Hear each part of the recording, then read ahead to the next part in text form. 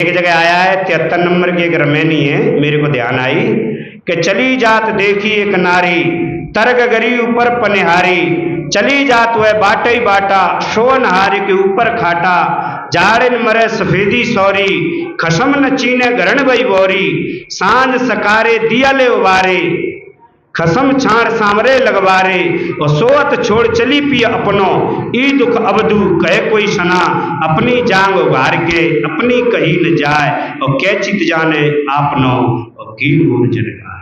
सदगुरु कबीर कहते हैं जब हमारी मनोवृत्ति स्वार्थ में उड़ती है, जन काका चली जाती है, कर चली जात देखी एक नारी, स्त्रीलिंग में बात कर रहे हैं।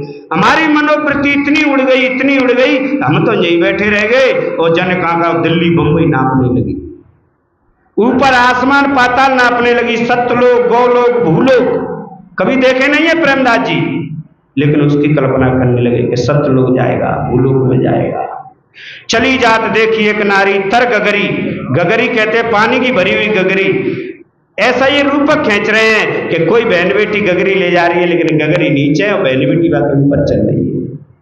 सदगुरु कह रहे हैं ऐसा हो नहीं सकता, ऐसे चल नहीं सकते, पर हमारी मनोवृत्ति जो है का है, ये शरीर रूपी गगरी तो यही है, बैठे हम सत्संग में हैं, पर हम जन घर की याद करते हैं, परिवार की याद करते हैं, रिश्तेदार की याद करते हैं, तो समझ लो हम वही हैं। आज हम बैठे यहाँ हैं, अगर हम किसी की शादी याद आती है तो फिर हम शादी में।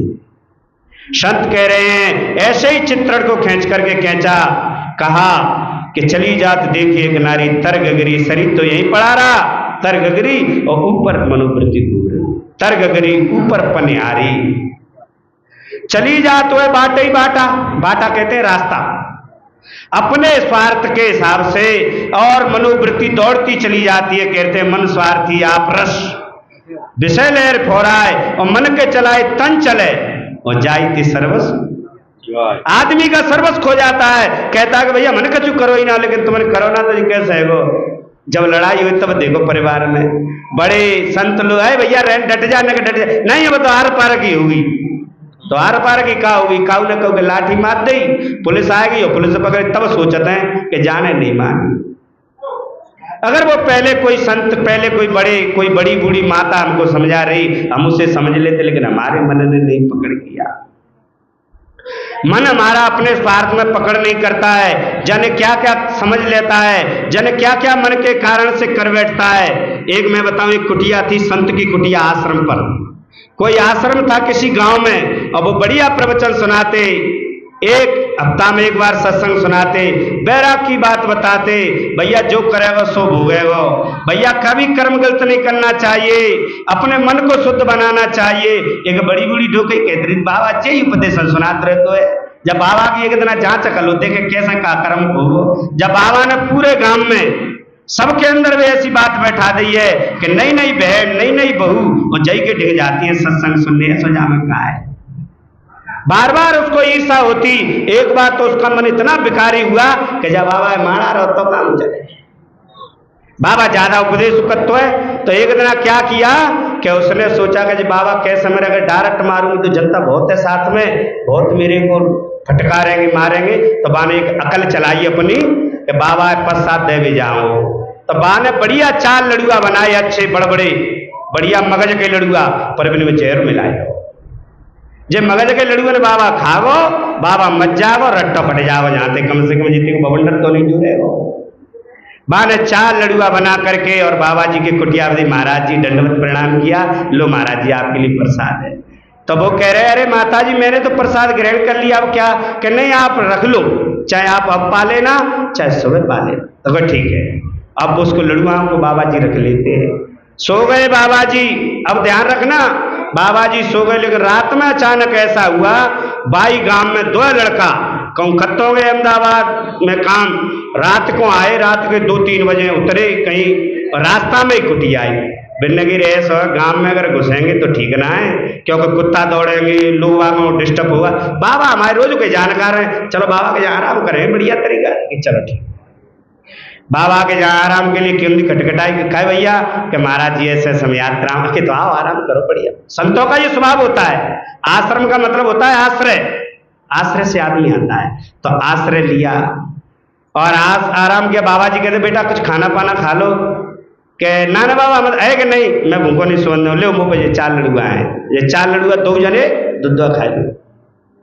दोनों ने 2-2 लड़ुआ खा ले और सुबह सूर्य हो गया आया, लेकिन मोड़ी मोड़ा जगे नहीं, एक भी बच्चा नहीं जगा, भी दोनों ही लड़के एक भी नहीं जगा। और उसने जगाया तो उसे पता चला कि ये तो ऐसा लगता है मर गए। उसने बाबा जी ने तुरंत जाकर के इधर उधर खबर कर दी कि भैया देखो ये कोई यात्री आए थे, देखो ये गांव में किन के लड़के हैं, पता नहीं है रात को मेरे यहाँ आए और यहाँ सोते के सोते ही रह गए। और पब्लिक आई और डोकई युवा में आई कि क्या हो गया बाबा जी, कि पता नहीं है यहाँ ये जो लड़का के जी कैसे क्या कारण हुआ। पुलिस भी आ गई, जांच हुई क्या क्या कारण हुआ, ये किसके लड़के। तो वो डोकई कह रही कि तो मैं मोड़ी मोड़ा है, भी 2 मोड़े पर डोकई की। अब बताओ जहर के लड़ुआ बाबा को लड़ुआ कहां पहुंच गए, डोकई के बच्चाओं को भी बच्चा मर गए। अब डोकई के जब बाबा ने मैं मोड़ी मोड़ा मार दे। पुलिस ने जांच करी कहां से आया ये लड़ुआ, कि महाराज जी मुझे मारो चाहे छोड़ो। पुलिस से कह रहा है बाबा कि जय माता जी के ये बच्चा है और जाई ने मुझे लाया कि पश्चात दो जो कि बाबा जी तुम पा लियो, तो महाराज मैं तो नाने खाए मुझे जो ना पतो कि जाके ये मोड़ी मोड़ा जिन मैंने दे दो है, अब राम जाने का भाव। पुलिस ने कही है बेवकूफ डोकरी तेरी गलती है, तू क्यों लाई बाबा जी के लिए लड़ुआ, कि महाराज मेरे कर्म फूटे बाबा तो रोज कहतो जो जैसा करेगा वैसा भोगेगा, कर्म प्रधान विश्व रच राखा, और जो जस कर है सो तस फल, जो जैसा करता है वैसा फल मिलता है। को न काउ सुख दुख करदाता, निज कृत कर्म, रामायण में आइए निज कृत कर्म भोग सुन मिलाता। तो खुद के ही कर्म खुद के सामने आते हैं, महाराज मेरे ही कर्म फूटे को बाबा जी वास्तव में सच्चे जी मेरी गलती है, बताते डोकरी को जेल में नहीं गया। तो खुद में ही अपने हाथों से कुल्हाड़ी मार ली अपने पैरों में, ये मन की स्थिति है। चली जात देखी एक नारी, तर्क गरी ऊपर पनिहारी, चली जात वह बाटा ही बाटा, सो नहारे के ऊपर खाटा, जाड़े न मरे सफेदी सौरी और खसम न चीने। देखो ये उल्टवासी की है। वो कह रहे हैं अपने मालिक को नहीं पहचाना, अपने अंदर में कभी झांक के नहीं देखा।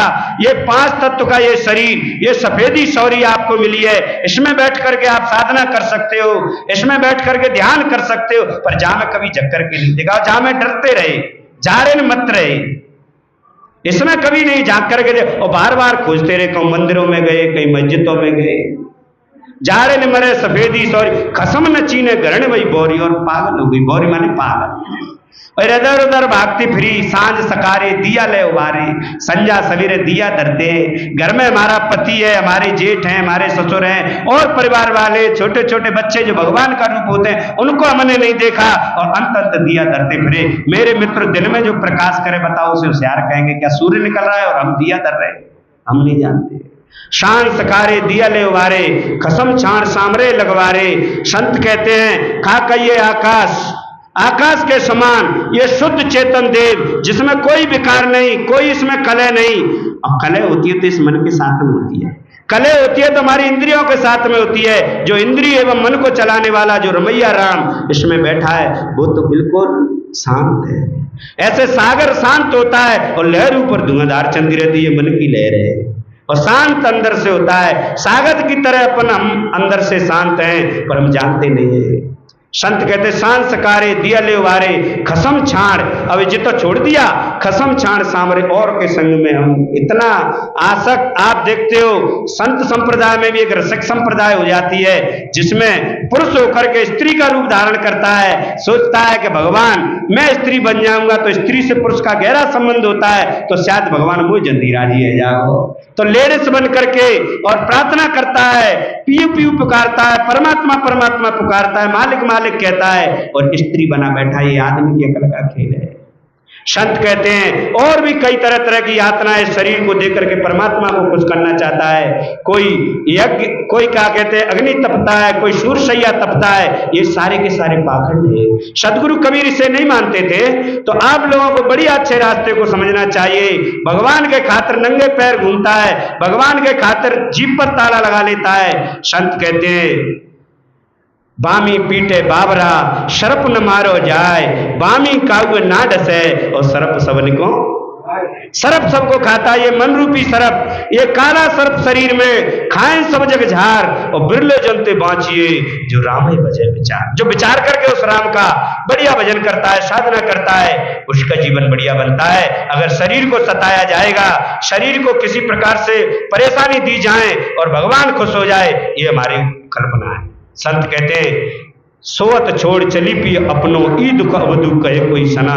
हे अवधू, ऐसे दुख को किससे कहा जाए, अपने अंदर वाले मालिक को पहचाना नहीं, बार ही बार खोजते खोजते, बार ही बार खोजते खोजते अपने प्राणों को छोड़ देता है।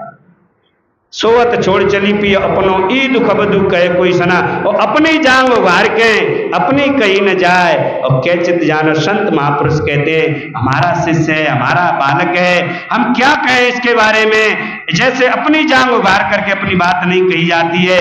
अपना कोई आपस का आदमी होता है, उसको प्यार से समझाया जाता है। एकदम खोलेगा तो चाहे तो यूं कहेगा, चाहे तो ये कहेगा कि जिनका ही तो बेटा था, ये क्या करने लग गया। तो मेरे मित्रों, संत महापुरुष कहते हैं कि धीरे धीरे आप समझ जाओ, धीरे धीरे आपको सुईरा पोता दे करके, गाय बजा करके और रामायण और गीता पुराणों की बात कह करके आपको जो आप क्या हो, आप इस संसार में आए तो क्यों आए, आपको आपके बारे में बताते हैं, आपको आपके बारे में समझाते हैं। तो सभी बहन भाइयों को अपनी मनोवृत्ति को समझते हुए अपने जीवन को अच्छा बनाना चाहिए, कुछ अंतर यात्रा करना चाहिए। आप अपने अंदर में झांक करके देखोगे, धीरे धीरे अपने विकारों को हटाएंगे तो आपका जीवन अच्छा होगा, आपका जीवन सफल होगा।